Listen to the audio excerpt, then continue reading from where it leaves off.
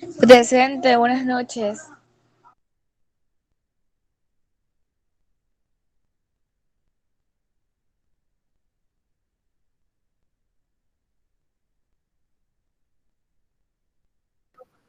Presente.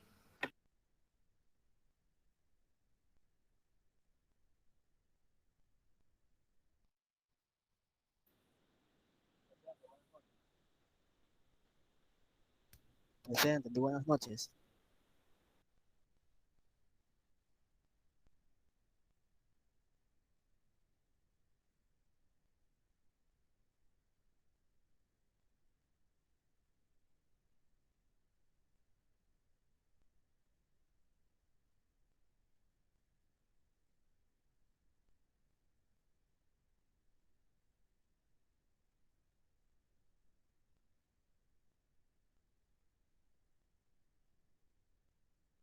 Presente, Miss.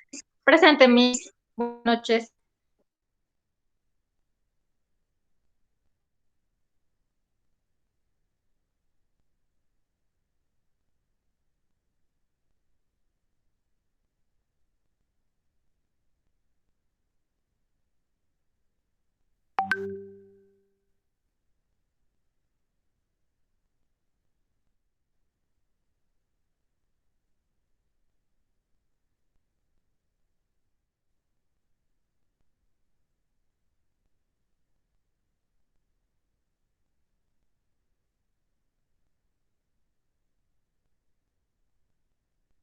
Presente.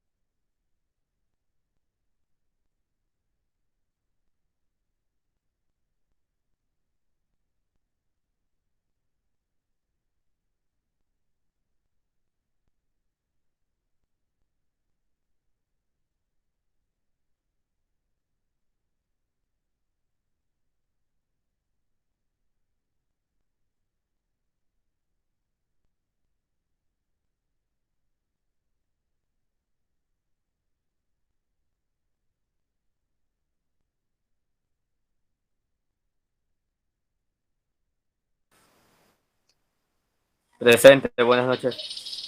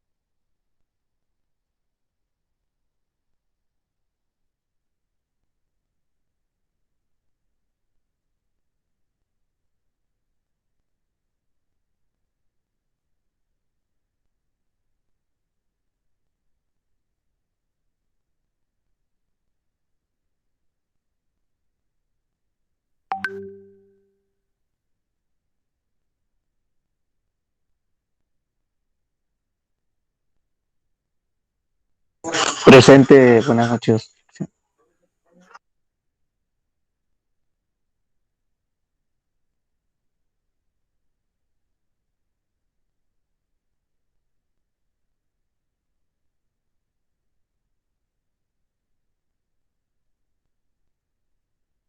Buenas noches, presente.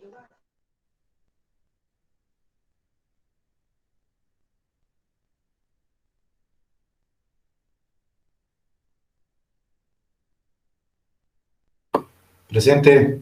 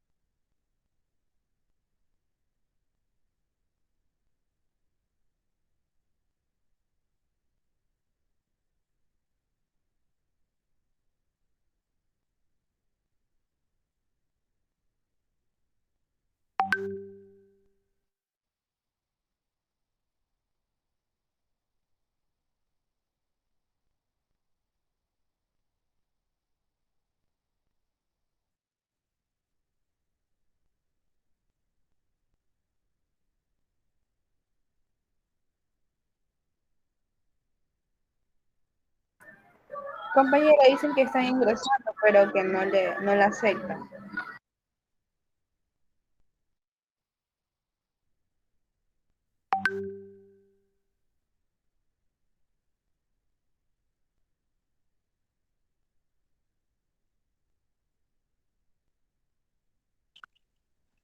Disculpe, Manuel Reyes, que estaba, me tuve una emergencia un ratito y tuve que dejar. Me hago presente, Manuel Reyes.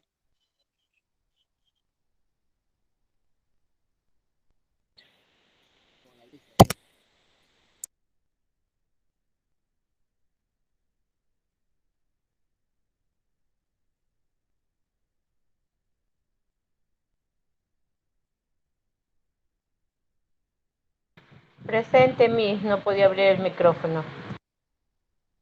Karina Ordóñez Iturralde.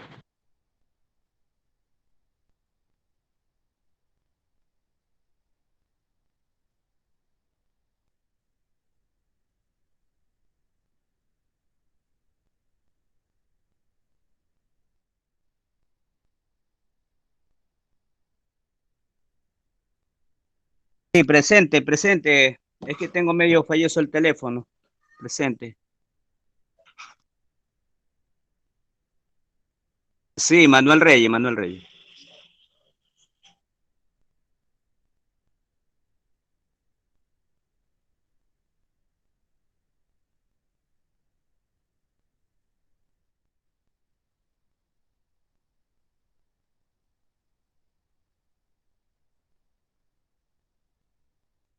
Presente.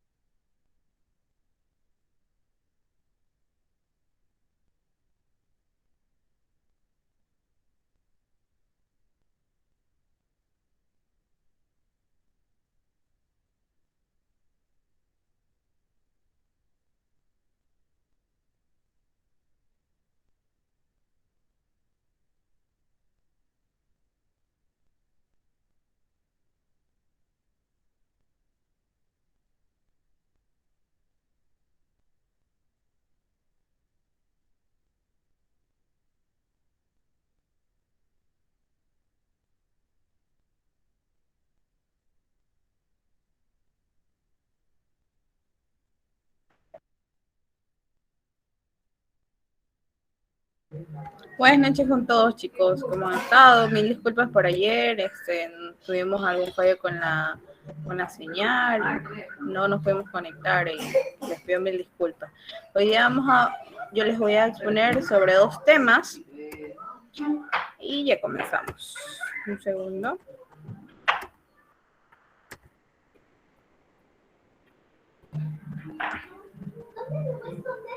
Sí, pueden ver la diapositiva. Sí. Sí, está bien. Ok, listo. Vamos a hablar sobre las estrategias de la negociación.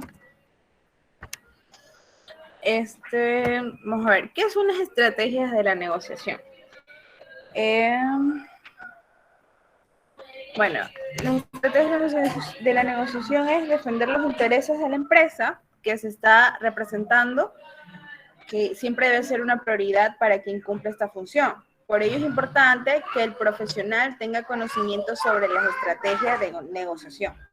Es muy común pensar que la negociación es una actividad que se presenta entre grandes ejecutivos, pero realmente esta acción puede ocurrir en el día a día de cualquier individuo. ¿Qué es la negociación? Se entiende la negociación como aquel proceso de comunicación entre 2 o más partes que intentan resolver diferencias con el fin de lograr una solución o un acuerdo satisfactorio. La negociación está presente cuando hay acuerdos para adquirir algún producto. En el momento que se debe resolver un conflicto laboral o si se quiere formar una asociación entre grupos corporativos. Aunque si una de las partes no está interesada en intentar lograr un acuerdo, la negociación no se puede producir. Tenemos lo que es tipos de negociaciones. Las compañías siempre están buscando la manera de aumentar la producción de sus productos, posicionarse en otros mercados o reducir costos en el proceso interno. Para lograr estos objetivos, muchas veces requieren aliarse con otras empresas y por esto, uno de los especialistas que sepa diferenciar los tipos de negociación debe ser, bueno, en sí deben ser especialistas para poder saber de tipos de negociación, cómo organizarse. En sí, existen 2 tipos de negociaciones. Tenemos la primera, negociación distributiva, y la otra, negociación integrativa. Para lo que es negociación distributiva, también conocida como la negociación de ganar y perder. Es un estilo donde las partes compiten por la distribución de una cantidad fija de valor. Es distributiva porque lo que una de las partes ha ganado, la otra lo ha perdido. En este tipo de negociación, la conversación finaliza con un precio final. Un ejemplo de este tipo de negociación puede ser la venta de vehículos o lo que son las bienes raíces. Para lo que son las negociaciones integrativas, al contrario de lo anterior, en esta negociación las partes cooperan para resolver un problema que se presenta y conseguir un resultado favorable para ambas. El resultado final de este acuerdo busca crear tanto valor como sea posible para los presentes en el acuerdo. En esa negociación, las partes hacen concesiones, aportan o renuncian a algo que valoran poco para conseguir un beneficio. El estilo integrativo se presenta en negociaciones donde existen varios recursos por negociar. Un ejemplo puede ser la formación de una sociedad. ¿Por qué importa una estrategia de negociación? Las estrategias de negociaciones son aquellas acciones ejecutadas con las que se espera lograr los objetivos previamente propuestos por cada una de las partes. Para esto, será necesario aplicar técnicas y métodos según la situación en la que se enfrenta. Deben de desarrollarse habilidades y competencias para aplicar con criterio los recursos y las tácticas idóneas. La negociación eficaz es aquella que involucra y considera a todas las partes, procurando que ambas puedan salir beneficiadas. Es común que quienes no están familiarizados con el mundo de los negocios globales vean esta acción como un enfrentamiento con predisposiciones negativas. pero realmente es una oportunidad para satisfacer los intereses de todas las partes. ¿Cómo tener una negociación eficiente? Es vital, antes de empezar una negociación, que piense en las bases de las mismas. Hay que anticipar los conflictos y las diferencias que pueden convertirse en el obstáculo del proceso de negociación. Para esto se estudia a la otra parte y se identifican los posibles escenarios de conflicto que pudieran darse durante el intento de conseguir el acuerdo. La información es uno de los recursos muy importantes antes de empezar a negociar. Se pueden nombrar varias consideraciones que deben ser investigadas, como la cultura, tenemos también las costumbres, relaciones con el entorno, la ideología, estudios, experiencias y las personalidades. Saber estos datos pueden servir mucho para que la persona encargada de afrontar el proceso de negociación prevea un montón de escenarios que puedan.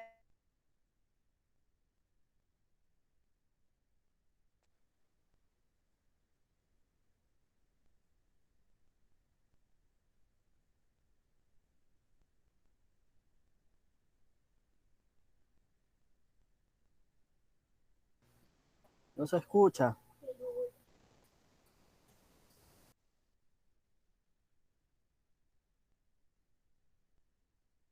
No se escucha nada, licenciada, no se escucha nada.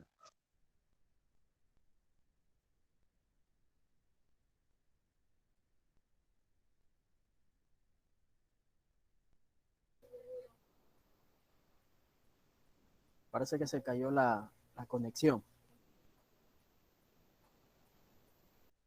Yo creo que sí.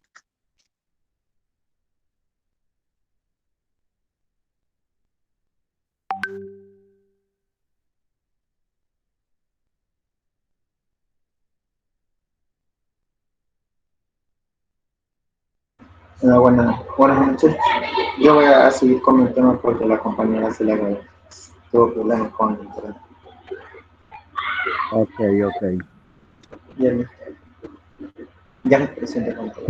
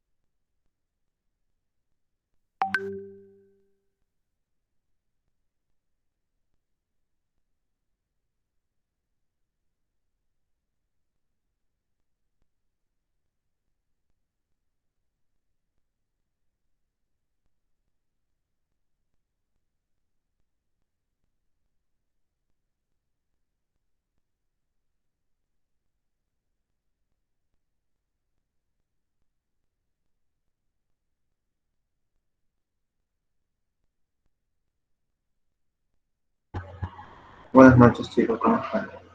Bueno, yo les voy a hablar sobre el contrato de compraventa internacional, cuál son el formato y llenado del documento.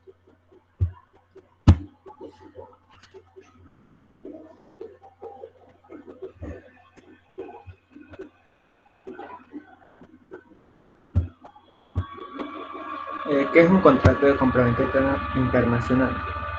Un contrato de compraventa internacional es aquella modalidad contractual que permite a una persona natural o jurídica de un determinado país comprar mercaderías a otra persona jurídica o natural de distinta nacionalidad a cambio de un precio conveniente.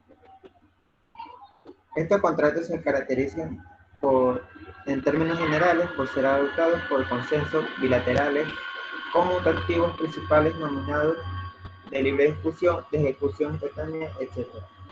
Es un contrato denominado que se perfecciona únicamente con el acuerdo de las partes, tanto en la cosa de ser transferida como en el precio de la misma. Este viene determinado por la presencia de más de un ordenamiento jurídico. Su función principal es proporcionar seguridad jurídica a las partes. En este contrato deben constar datos como el precio, la cantidad, los incoterms, que son términos o reglas comerciales de uso habitual. Los incoterms, que son términos de comercio internacional, las reglas comerciales de uso habitual en el comercio exterior, publicados por la CCI, Cámara de Comercio Internacional, y que establecen la distribución de riesgos, obligaciones y costes entre el exportador e importador en una compraventa internacional. La calidad, las especificaciones, las técnicas, el puerto de destino, etc.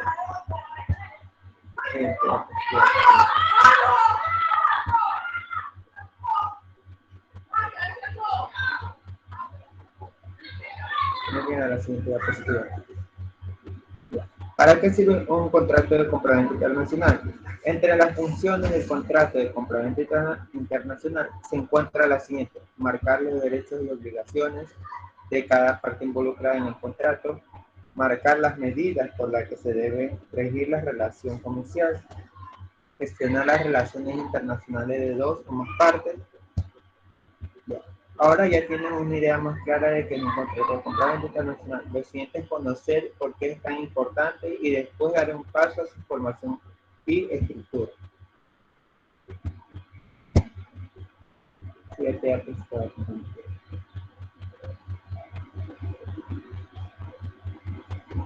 ¿Cuál es la importancia del contrato de compraventa internacional? Además de saber qué es un contrato de compraventa internacional, es vital reconocer su importancia.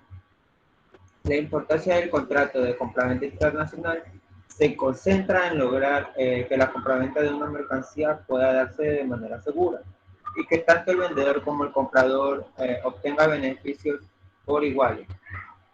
Es importante recalcar el hecho de que este tipo de acción se da entre personas que están en diferentes lugares y con ellas regulaciones diferentes. Por lo tanto, el contrato de compraventa internacional funge un papel crucial para que estas relaciones no presenten inconvenientes, limitantes o malentendidos en ambas partes. Además, los contratos internacionales son útiles para señalar las pautas que todos los involucrados a la compraventa debe seguir. Esto también incluye la asignación de obligaciones y derechos para ambas partes.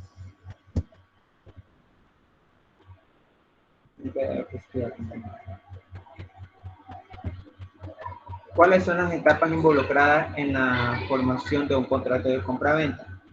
Un contrato de compraventa internacional, igual que sucede con otros acuerdos de este tipo, aunque varíe el alcance, tiene tres etapas distintas, las cuales es preparación, perfección y consumación. La preparación es una fase inicial, también llamada de negociación, que tiene lugar cuando las posibles partes contratantes manifiestan su interés en el contrato. El perfeccionamiento, donde se hacen concesiones a ambas partes para avanzar hacia el final en el proceso. Por último, que es la consumación, lo cual es cuando se consume el contrato y se procede a la firma y aceptación de todas las condiciones pactadas.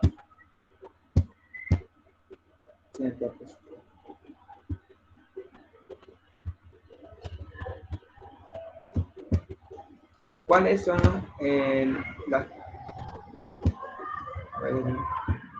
los elementos de un contrato de compraventa internacional? Son los siguientes: identificación de cada una de las partes, las declaraciones, el objeto del contrato y descripción de las mercancías, el precio y condiciones de pago, plazos y condiciones de entrega de la mercancía, inspección de las mercancías, derechos a la propiedad, transmisión del riesgo, garantías del vendedor y derechos de reclamación del comprador, aspectos sobre la propiedad comercial, modificaciones y correcciones al contrato, vigencia del contrato, legislación e idiomas aplicables, mecanismos para la solución de controversias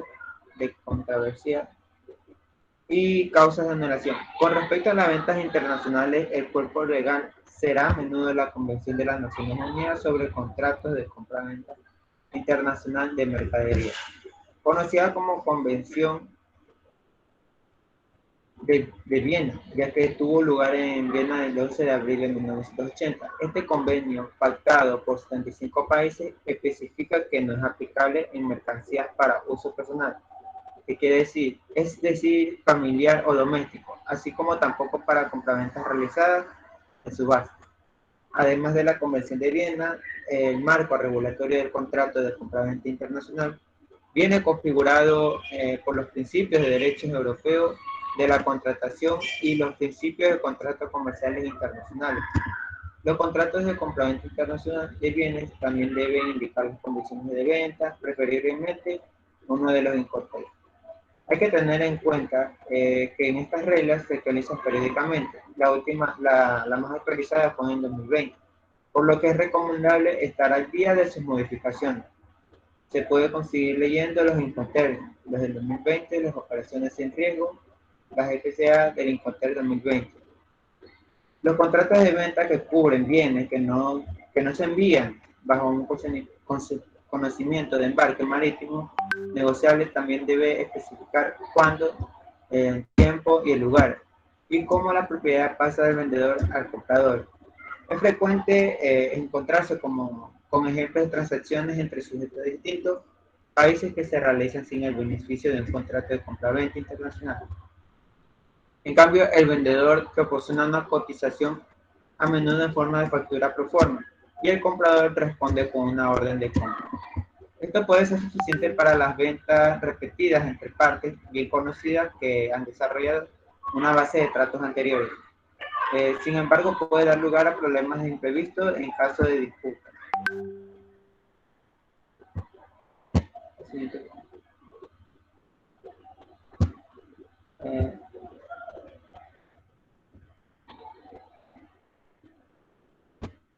La siguiente lista es un ejemplo de que debe tener un contrato de compraventa internacional,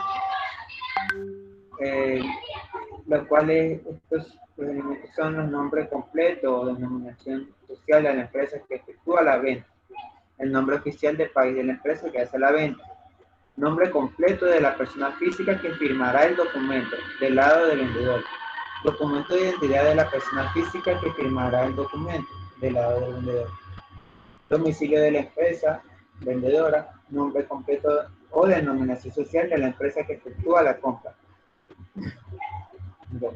nombre oficial del país de la empresa que hace la compra, nombre completo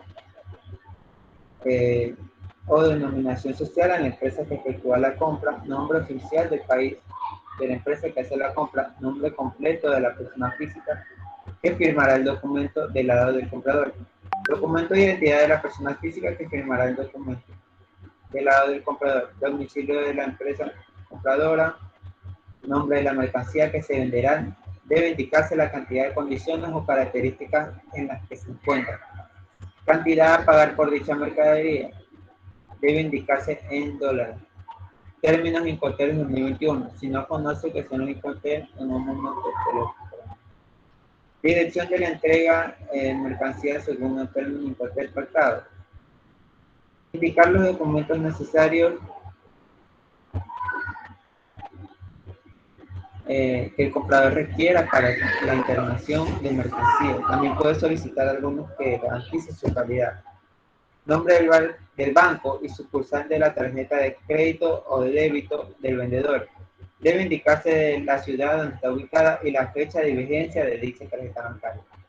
Modalidad de empaque y embalaje de las mercancías que serán vendidas. Periodo en que el vendedor se compromete a embarcar la mercancía. Número de patente de los productos. Debe indicarse la autoridad que registró la patente y nombre del país de origen. Para hacerlo, debe solicitar un certificado de origen.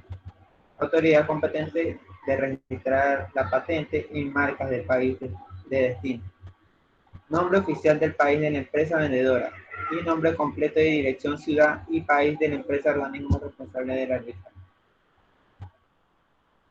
Los detalles de clasificaciones o cláusulas de contrato de compraventa internacional a integrar deben ser discutidas con un abogado y las partes involucradas. Después de todo, cada proceso es diferente, pero en todos debe existir un común acuerdo por ambas partes.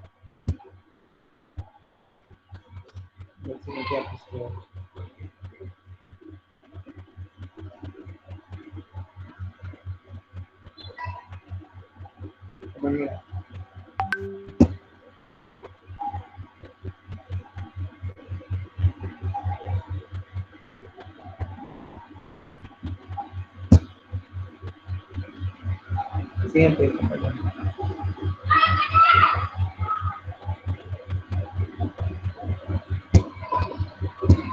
El objeto del contrato de compra internacional.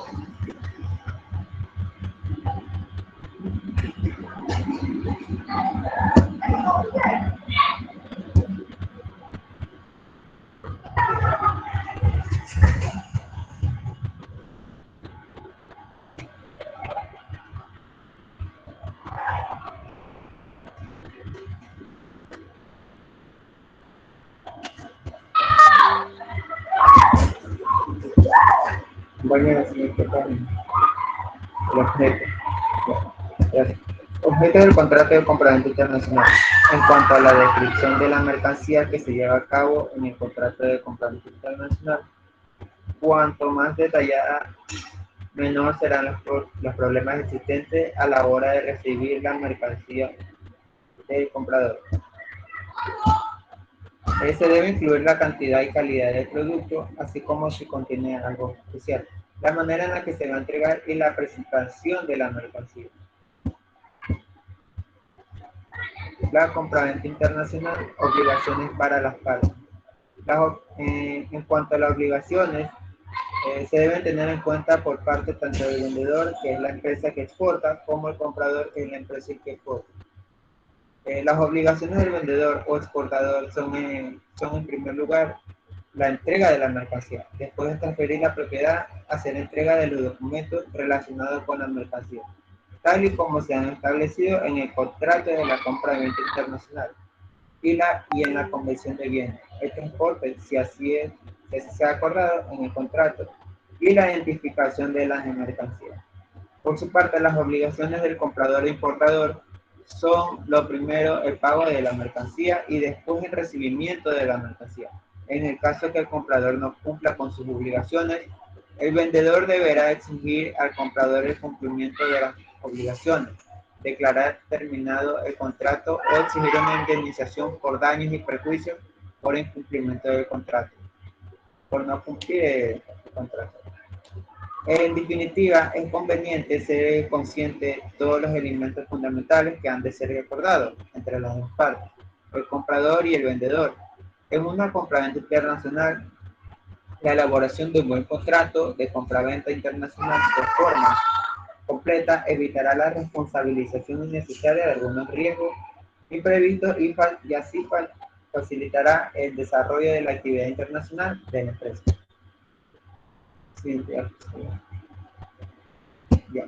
¿Cómo llenar el formato de ejemplo de contrato de compraventa internacional? Tomando en cuenta como referencia el ejemplo de contrato de compraventa internacional, le compartimos los links de cómo llenar un contrato de compraventa internacional. Como ven en la imagen dice, la parte con la que inicia la formación del contrato de compraventa internacional se conoce como encabezado o título. Dentro de esta sección inicial se indica el nombre del contrato y las partes contratadas. 2. Declaraciones del contrato de compraventa internacional. Después del encabezado de la siguiente sección del formato del contrato de compraventa internacional, corresponde a las declaraciones, se comienza con las de la empresa o persona que vende y se indica su voluntad de contratar, su legal constitución y su legítima representación. Siguiente diapositiva. Declara la compradora.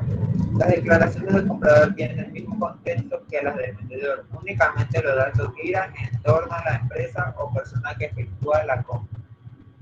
Cada parte declara y garantiza a través de sus representantes. Lo siguiente en el contrato de compraventa internacional de una empresa son las declaraciones que tanto el vendedor y el comprador pactan el acuerdo. Esta sección es una de las partes que recalca la importancia del contrato de compraventa internacional, pues se transparenta la celebración del pacto y deja en evidencia la buena fe del acuerdo entre los involucrados. Siguiente diapositiva. 3. Cláusulas del contrato de compraventa internacional.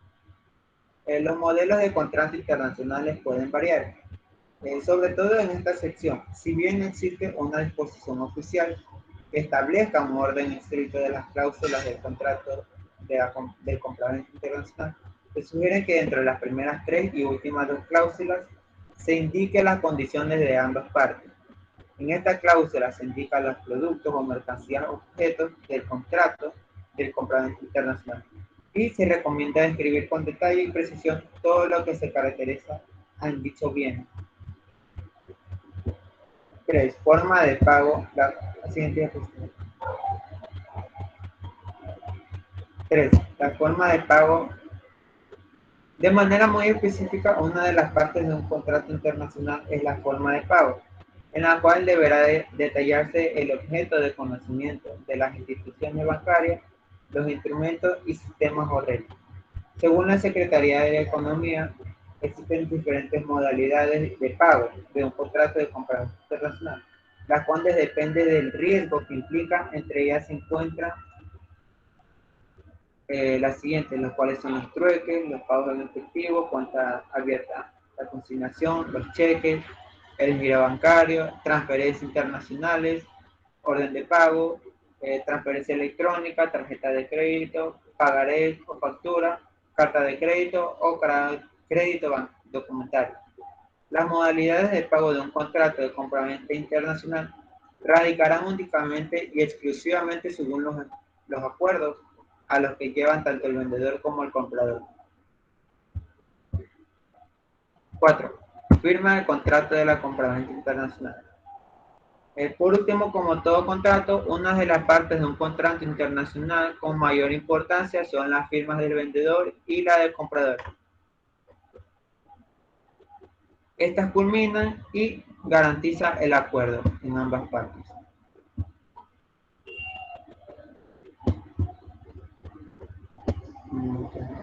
A continuación, la compañera Jessica.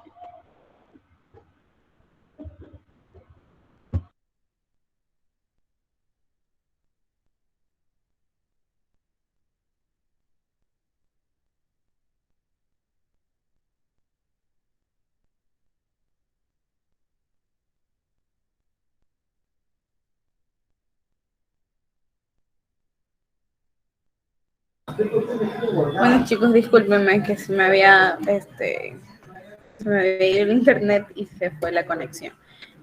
No sé, a los que estaban atentos, ¿por cuál me quedé? ¿Por las 6 o por las 7? ¿Me pueden ayudar, por favor?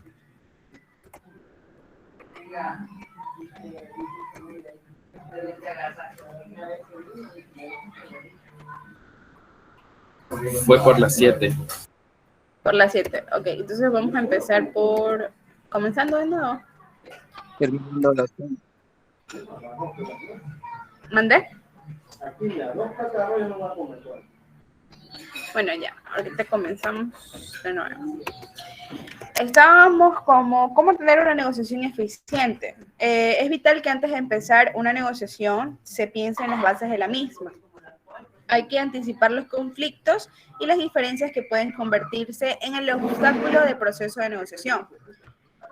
Para esto se estudia a la otra parte y se identifican los posibles escenarios de conflicto que pudieran darse durante el intento de conseguir el acuerdo. La información es un recurso muy importante antes de empezar a negociar. Se pueden nombrar varias consideraciones que deben ser investigadas. Tenemos como la cultura, las costumbres, también podemos poner como las relaciones con el entorno, la ideología, los estudios, las experiencias y las personalidades. Saber que estos datos pueden servir mucho para que la persona encargada de afrontar el proceso de negociación prevea un montón de escenarios que puedan arruinar el trato y los evite. Tenemos lo que son tipos de estrategia de negociación. Para eso tenemos la primera, ganar, ganar, y la otra es ganar, perder.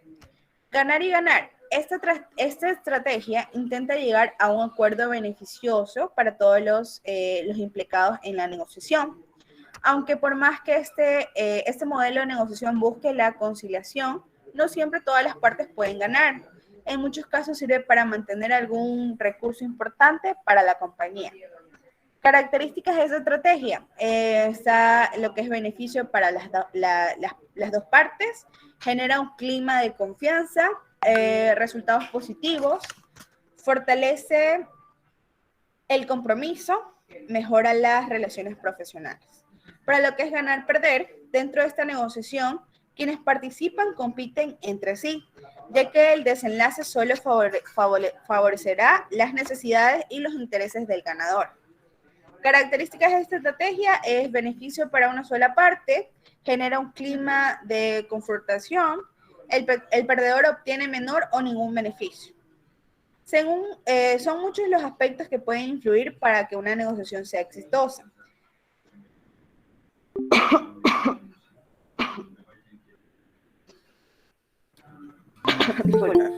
Es que son muchos los aspectos que pueden influir para que una negociación sea exitosa. Entonces, nosotros tenemos que conocer, informarnos un poco mejor, con quién nos vamos a relacionar, con quién vamos a hacer las negociaciones para que todo salga bien, para que todo salga con éxito. Si no nos informamos, no investigamos, entonces todo va a salir mal. El siguiente tema es gestión logística en los negocios internacionales.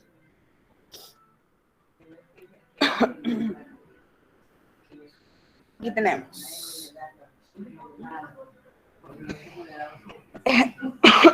Es una de las actividades de mayor importancia para dar soporte al comercio internacional. Le brinda el cimiento a las empresas para facilitar el proceso en cuanto a las oportunidades y así sacar el mejor provecho con respecto a las actividades. Sin embargo, es preciso conocer de qué se trata la logística internacional y por qué resulta tan importante para las organizaciones. Con el paso del tiempo y la implementación de nuevas tecnologías, las empresas han logrado desarrollar gestiones logísticas más eficientes y seguras, siendo uno de los elementos de mayor importancia para la distribución física y como método para regular los procesos de importación y exportación. Es por ello que las tendencias de este sector se dirigen hacia el perfeccionamiento de las actividades dentro de la logística, garantizando así que los productos se trasladen de manera segura hacia los clientes, respondiendo a las solicitudes de los mismos y cumpliendo así con una de las fases del proceso logístico. Tenemos, ¿qué es la logística internacional? La logística internacional se trata de una serie de actividades operativas que se enfocan en el manejo de productos terminados o sus materias primas, desde un punto determinado a un punto distinto, mediante la... Esperemos un poquito.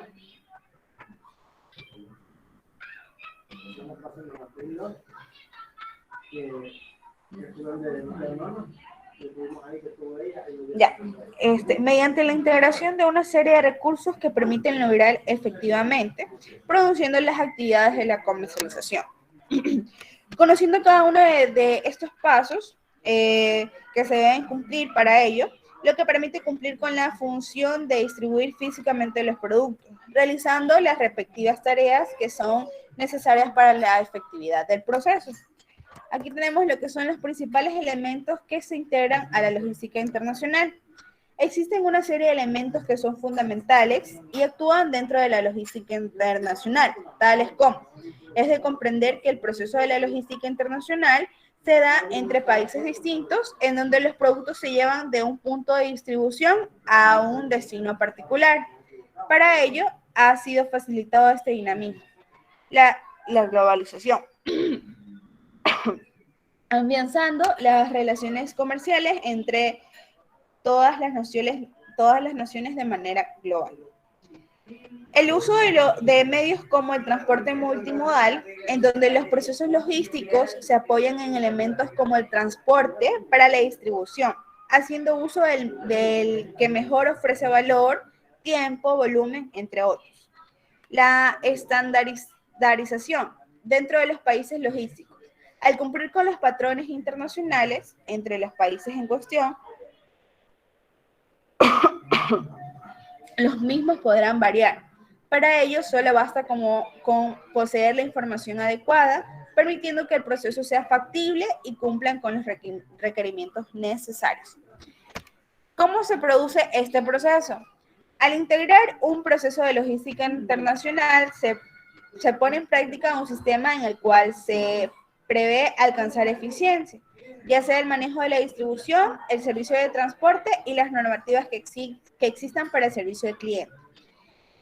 No se trata de contar con la posesión de altos estándares de calidad en los productos terminados, sino también permiten que ellos lleguen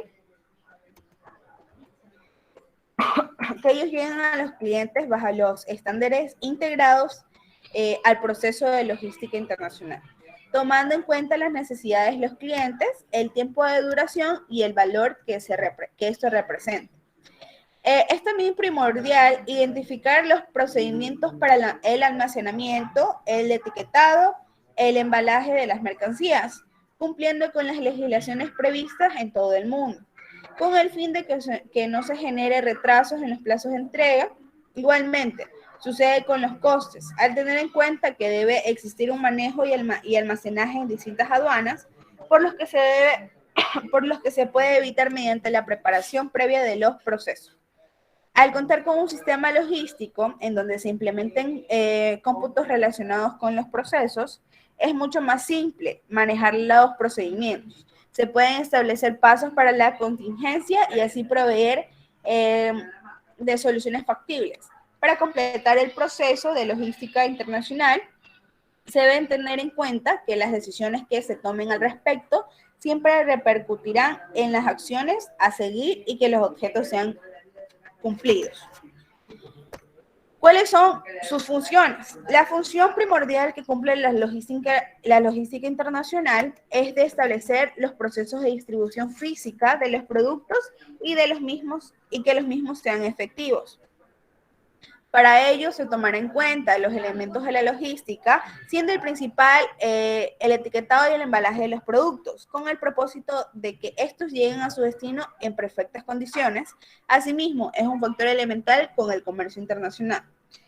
Bueno, para esto se debe tener en cuenta el transporte de larga distancia, el cual permite que el producto llegue a su destino mediante el canal con mayor factor.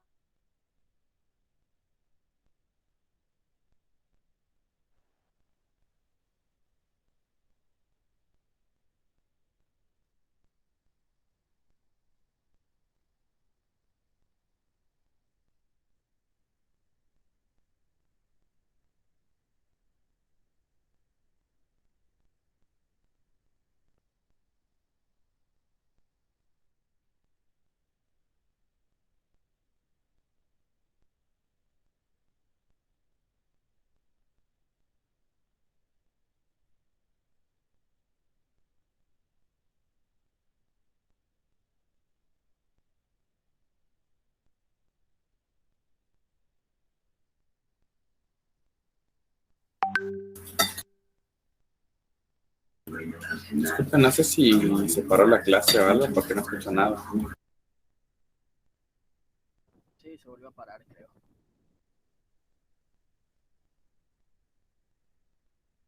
Se cayó el internet a la profe.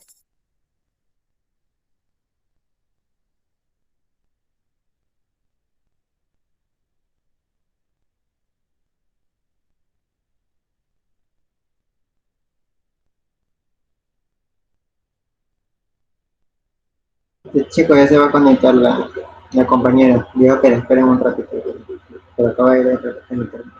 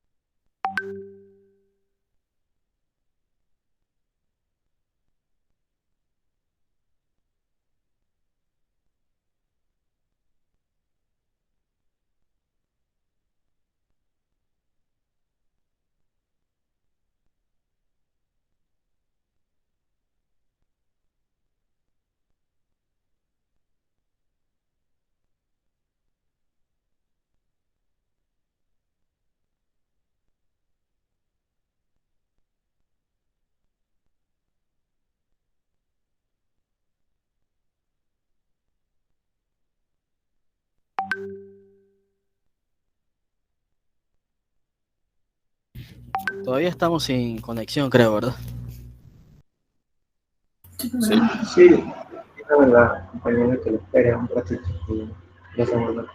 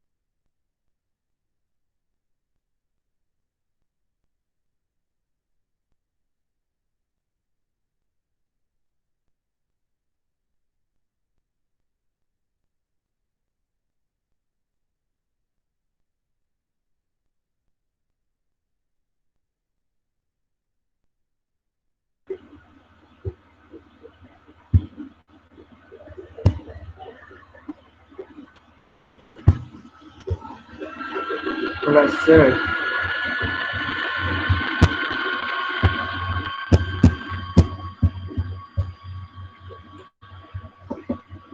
¿Se ve la pantalla? Me confirmo. Sí. Bien. Gracias. Bueno, yo le voy a hablar sobre los contenedores de carga, tipos y características.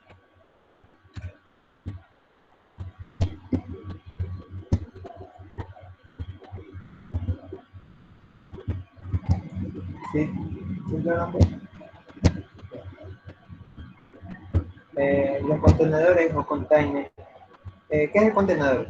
Los contenedores o containers son los recipientes de carga que permiten almacenar la mercancía para poder transportarlas tanto en camiones, en trenes y barcos, posibilitando así el transporte intermodal. Habitualmente se utiliza para transportar materiales pesados o mercancía paletizada. En función del tipo de producto que vaya a ser enviado, los contenedores pueden variar en dimensiones, estructuras, materiales, etc. Las medidas y además características de estos contenedores se estandarizaron, algo que agilizó los transportes sin necesidad de cargar y descargar las mercancías a lo largo del camino. Los tipos de carga. Estos son los tipos de carga según su contabilización, la cual es la carga general y la carga granel. Los tipos de carga se pueden clasificar de varias formas. En la carga general, son mercancías que requieren un embalaje individualizado. Pueden ser manipulados de dos formas distintas. Por un lado están aquellas cargas que se pueden manipular de manera individual y por otro lado está la carga, están aquellas cargas que se pueden manipular de manera individual y por otro lado está la carga general unitarizada, la cual, ¿qué quiere decir? La carga que para su manipulación durante el proceso logístico son unificadas en soportes como cajas, festivas o contenedores. En ambos casos, el total de las cargas se contabiliza en unidades. La carga general. Se trata de la carga que se logra ver en la pantalla. Y ahí sí se ve, ahí sí se ve. Bien, gracias. Como digamos, legal. ¿Se acabó ahorita? Ahí se apagó de nuevo.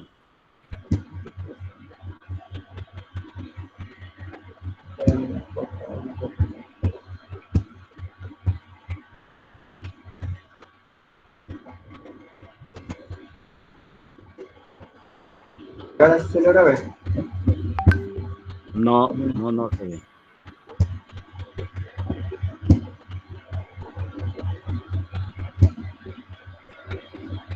Bien,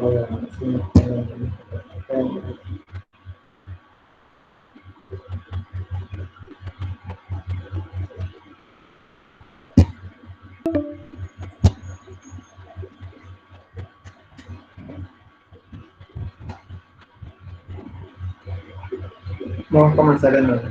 ¿Okay? Los contenedores de carga y tipos y características.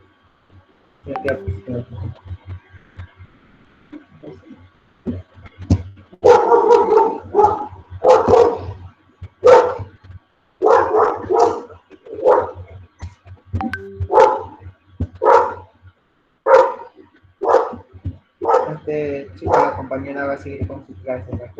Una fuerza que da.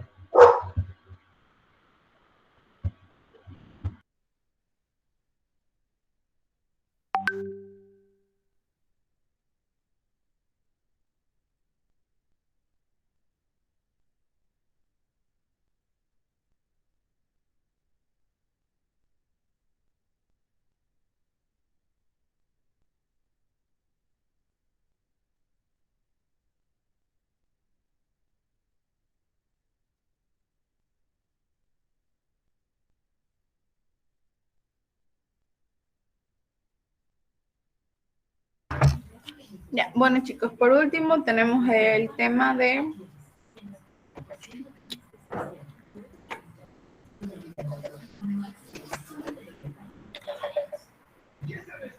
importancia de la logística internacional.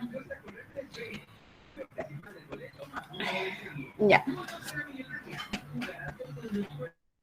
Una de las grandes virtudes de la logística internacional es lograr mediante una estrategia de distribución, exportaciones e importaciones que pueden llegar a ser concretadas efectivamente. Solo basta con establecer objetivos claros y definidos que reduzcan procesos que sean innecesarios, controlando los costos y aumentando la productividad de la cadena de suministro, en especial en las que intervienen varias empresas o varios países. En tal sentido, la logística internacional es importante debido a que permite la realización de intercambios comerciales a nivel global, siendo de gran utilidad para las empresas que sean medianas o pequeñas. Asimismo, pueden integrarse empresas destinadas a la comercialización de materias primas. Ese era mi último tema que me faltaba. ¿Alguien tiene alguna duda, algo? Y ahí ya seguiría mi compañero con el último tema también.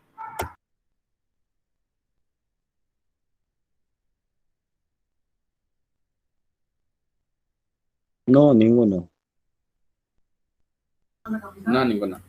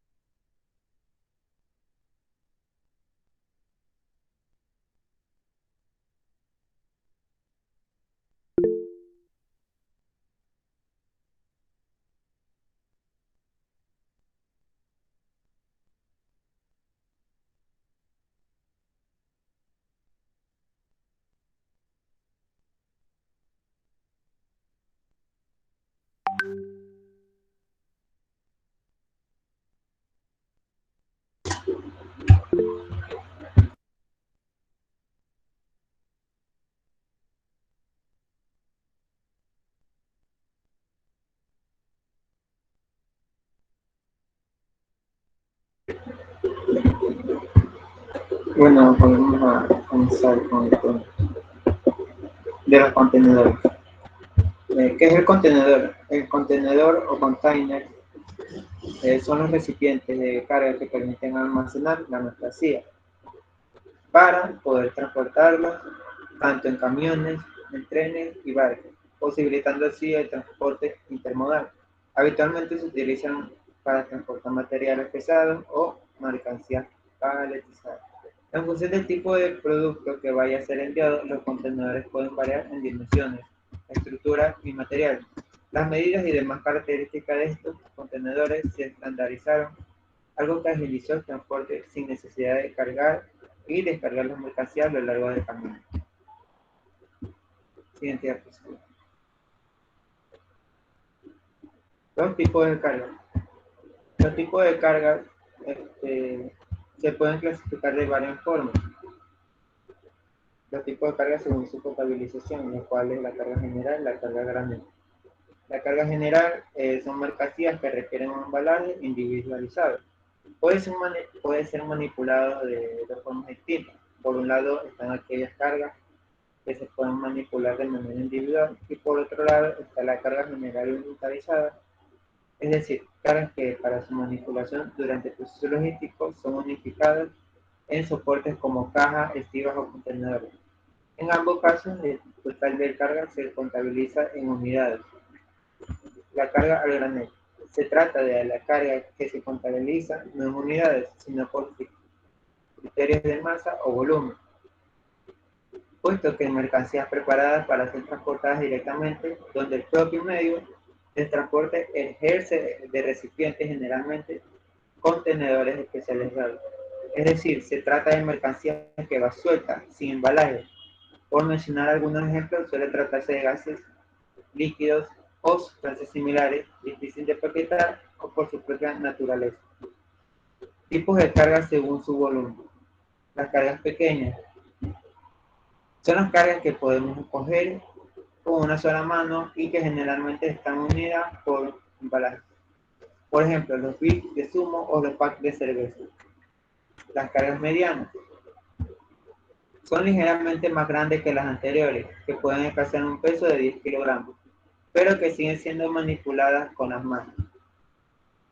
Tanto las cargas pequeñas como la carga mediana pueden almacenarse en estanterías dinámicas para picking, como en estanterías livianas. Si bien hay diferencia entre dos tipos de estanterías de picking, ambas son las soluciones óptimas para este tipo de productos que pueden manipularse de forma manual debido a su volumen y peso.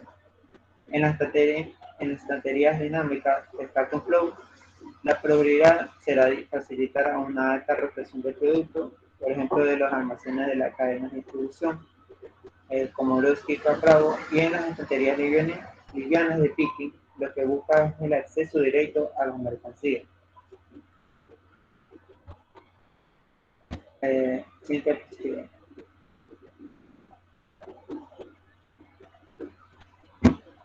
Las cargas grandes o en estigas son mercancías de mayor tamaño que requieren un embalaje estandarizado y que van agrupadas sobre una estiga para su manejo. Este tipo de carga no puede ser manipulado manualmente, sino mediante medios mecánicos como montacargas, etc. La carga industrial paletizada puede almacenarse con una amplia variedad de soluciones de almacenaje. Todo dependerá de la función de almacén o bodega, de la clase de producto o la superficie disponible, etc. Algunas empresas necesitan que en su operativa intralogística diaria el acceso de las mercancías sea inmediato. En estos casos se equipará el almacén con sistema de drenaje con acceso directo a las estigas.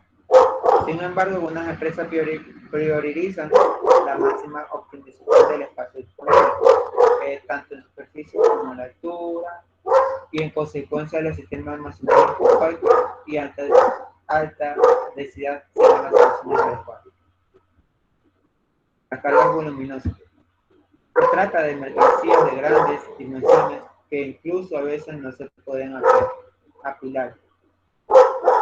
Pueden ser desde electrodomésticos de gran tamaño como frigoríficos o elementos de construcción como vigas de hierro.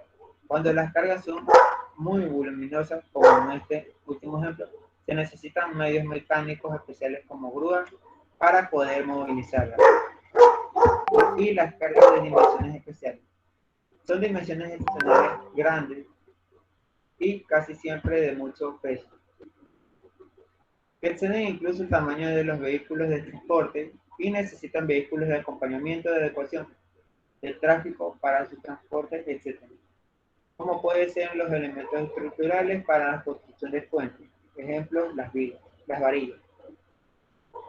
Siguiente diapositiva.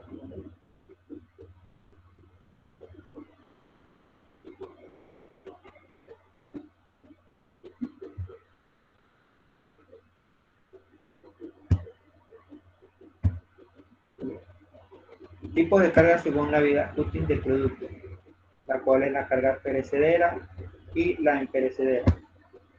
La carga perecedera se trata de productos cuya vida útil es limitada o está determinada bajo una fecha de caducidad, como pueden ser los alimentos frescos. Esto implica una necesidad de completar el proceso logístico en un periodo de tiempo concreto y un almacenaje que facilite la rotación del stock. El almacenaje de productos perecederos se debe hacer bajo condiciones específicas hasta que sea expedido. Cargas imperecederas.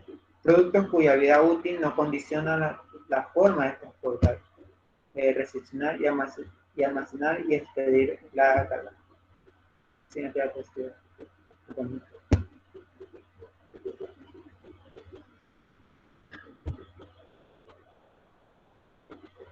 Tipos de carga según su resistencia. La carga resistente, la carga ligera y la carga frágil. La carga resistente son aquellas que pueden soportar un peso encima.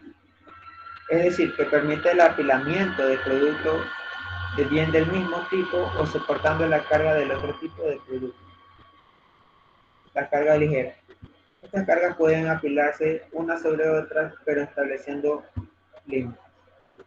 La carga frágil debe ser manipulada con especial cuidado, debido a que por su naturaleza puede dañarse o estropearse su almacenamiento en las tuberías. Deberá hacerse de forma individual, puesto que no se podrán apilar. Siguiente diapositiva. Tipos de carga según su propiedad de peligrosidad. Se trata de mercancía que exige una manipulación específica, porque de lo contrario se puede poner en riesgo la vida humana y el medio donde se transporta. Estos productos se caracterizan por tener propiedades explosivas, combustibles, oxidantes, venenosas, radiactivas o corrosivas. Dependiendo de su grado de peligrosidad, la Organización de las Naciones Unidas, la ONU, establece una clasificación de 9 categorías, las cuales estos son los explosivos, los gases, los líquidos inflamables, sólidos inflamables, las sustancias comburentes, peróxidos orgánicos, las sustancias tóxicas y sustancias infecciosas, los materiales radioactivos, las sustancias corrosivas, sustancias y objetivos peligrosos varios. Algunos de estos productos pueden almacenarse de forma convencional, atendiendo a criterios especiales. En el caso del almacenamiento de productos químicos, cuyos riesgos deben ser tenidos en cuenta a la hora de configurar los centros logísticos y las estanterías industriales que albergan su estocaje.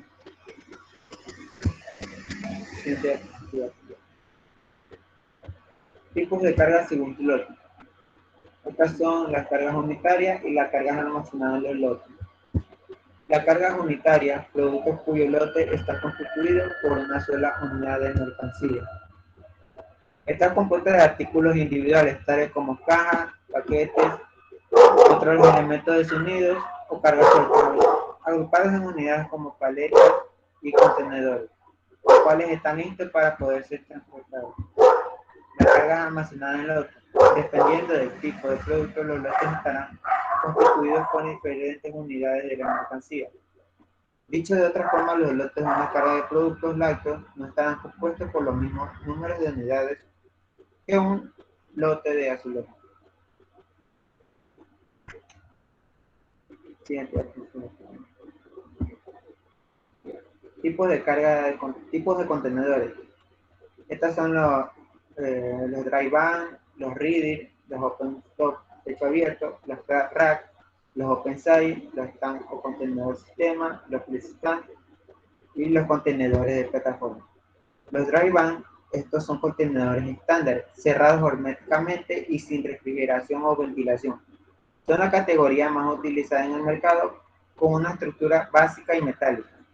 Es conveniente para cualquier tipo de carga seca, desde caja con mercancía hasta máquinas o muebles, los cuales estos contenedores existen en modelos de 20 y 40 pies, o en high cook. Los refri. Contenedores refrigerados con las mismas medidas que el anteriormente mencionado, con un sistema de conversión de frío o calor y termostatos deben ir conectados en el buque y en la terminal, inclusive en el camión si fuese posible, con un generador externo. Existen modelos de 20 y 40 pies o en high tube. Estos deben estar conectados a una fuente de energía durante el transporte, ya sea en el barco o en los terminales de carga, que les permita mantener los productos a la temperatura adecuada de menos 18 hasta 30 grados centígrados. Para esto cuenta con paredes recubiertas de espuma, de poliuretano, para proporcionar el máximo aislamiento. El open top, el techo abierto. Lo que distingue a estos contenedores es su techo removible de lona impermeabilizada, quedando una apertura en la parte superior, permitiendo que la mercancía sobresalga en el caso de que se requiera, pagando los suplementos de función al acceso. Cuenta con anillos de amarre para asegurar la carga y disminuye el movimiento durante el trayecto. Esto puede soportar hasta 1000 kilogramos de carga. Los flat rack se caracterizan por parecer de techo y paredes laterales, que pueden ser fijadas o desmontables. Algunos incluso carecen de paredes delanteras y posteriores. Tienen normalmente un suelo de madera blanda, son utilizados para cargas típicas y pagan excedentes de la misma manera que los open top. Los open site. Su principal característica es que es abierto en uno de sus lados. Sus medidas son de 20 o 40 pies. Es empleado para cargas de mayores dimensiones en longitud que no se pueden cargar por la puerta del contenedor. Este contenedor se caracteriza por tener una única apertura lateral, facilitando el transporte de mercancías cuyas dimensiones en longitud no permite que se cargue o descargue por la puerta del contenedor. Los tanques o contenedor de cisterna. Para transportar los líquidos a granel desde aceite y cerveza hasta combustible o químicos tóxicos, por sus características solamente se construye en un tamaño de 20 pies, lo cual son 6 metros de largo, y 8 pies de 2,4 metros de ancho. Estos contenedores tanques o cisternas no deben llenarse en menos del 80% de su capacidad, y tampoco debe exceder el 95%. El espacio vacío se deja para la posible extensión terminal del producto, previniendo así cualquier derrame de líquido durante el trayecto. La FlexiTank. Este específico contenedor sirve para transportar líquidos a granel, siendo una alternativa al contenedor tank o cisterna. Su estructura consiste en un contenedor estándar, el cual es el dry van, en su mayoría de 20 pies. En su interior se encuentra un depósito o bolsa flexible de polietileno de un solo uso, también llamado los FlexiVan.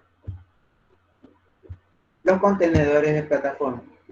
Los contenedores de plataforma consisten en una estructura de cama plana de madera con un marco de acero, completamente sin paredes. Son ideales para poder soportar grandes pesos en áreas pequeñas y cuenta con anillos para amarrar plataformas entre sí, creando una mayor tamaño que pueda cargar aún más peso y volumen.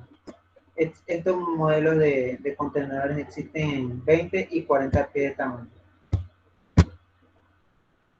¿Alguna pregunta? Ninguna. ¿Nadie? Bueno.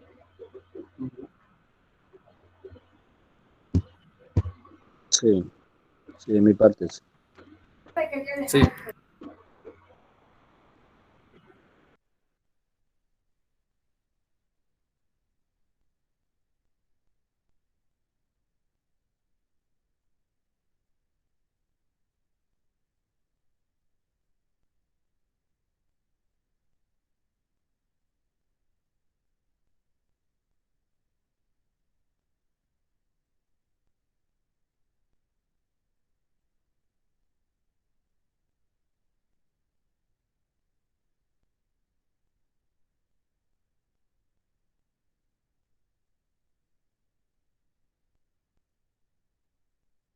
Buenas noches. Pues, no tenga buenas noches. Buenas noches. Buenas noches, hermano. Hasta mañana. Mañana.